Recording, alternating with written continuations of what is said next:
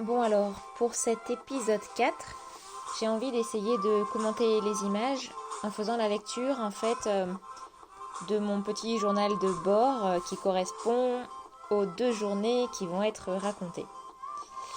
Alors, il s'agit donc du 13 juillet. Donc on était resté à Visby où on attendait le ferry que nous avons donc pris à 1h10 du matin. Et donc voilà, on s'est mis à déployer nos duvets entre 2 tables du salon.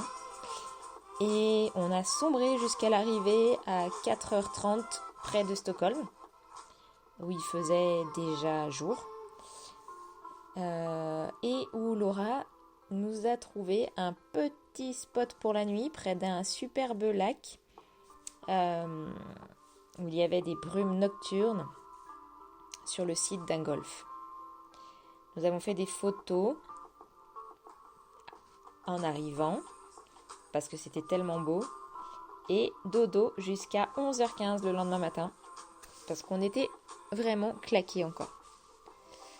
Réveil, le lac est beau mais la petite plage entre guillemets est jonchée de crottes de chiens. J'ai peu d'énergie mais le soleil perce et je trouve l'énergie de mon bain quotidien. L'eau est jaunâtre ou marron, semble pas très propre, mais peu importe. Puis je cours un peu sur la piste.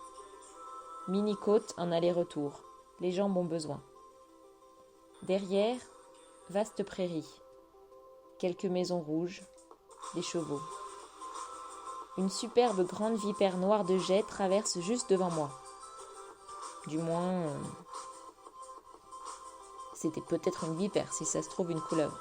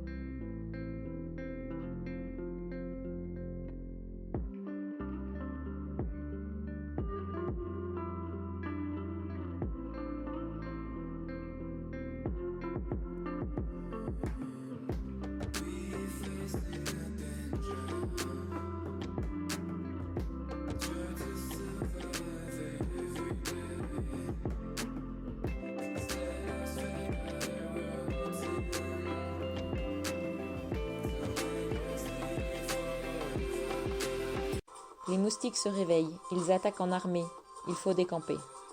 14h, on décolle. Je suis séchée, je n'ai pas envie de manger depuis hier soir. Depuis l'autoroute, les paysages m'inspirent plus les images de grands espaces, forêts, vastes prairies que j'avais en tête pour la Suède. Environ 15h, nous entrons dans Stockholm, sans trop savoir comment rejoindre le centre et se garer. On s'arrête en périphérie proche et tranquille, calme, quartier d'immeubles. Garé en face de nous, une voiture, un Suédois, très heureux de nous renseigner et généreux dans ses indications. Après une bonne averse soudaine, qui laisse de nouveau place au ciel bleu, il est 17h. Le parking où nous sommes est gratuit. J'avale mon premier repas de la journée et nous filons vers la ville en vélo. Le tour est vite fait. Nous faisons rapidement le tour du centre ancien à pied. Nous avons laissé les vélos garés à un endroit. Rue pavée, gaufres, glaces, viennoiserie à la cannelle, buns.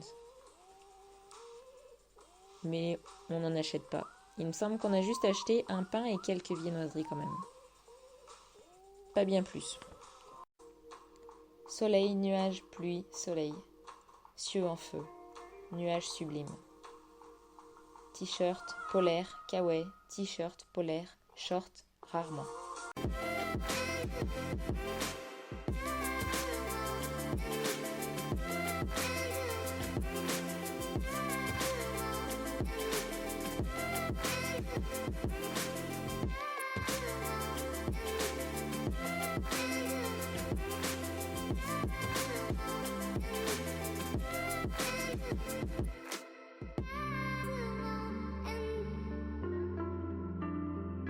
On retourne au camion, à vélo toujours, à l'aide précieuse de Google Maps. Dans Stockholm, les routes cyclables et piétonnes sont presque aussi grandes que les voies pour voitures. Puis reprise d'un bout de route direction Oslo, la Norvège, au soleil couchant, ciel embrasé, vaste forêt, prairies, lacs par endroits, maisons rouges foncées, grands espaces, large route, droite, immense, sans fin. On trouve à se poser dans la forêt, le long d'une longue route non goudronnée, après une fête de village, animée. Village entre guillemets, c'était plus un hameau, des maisons, dans les bois. Dimanche 14 juillet. Laura se réveille trop tôt pour moi. Elle part courir, pas longtemps. J'hésite, mais le sommeil est encore trop fort. Je me lève vers 9h40 et marche moi aussi 15 petites minutes à peine. Ce matin, on étudie la suite du parcours, les choses à voir, la Norvège.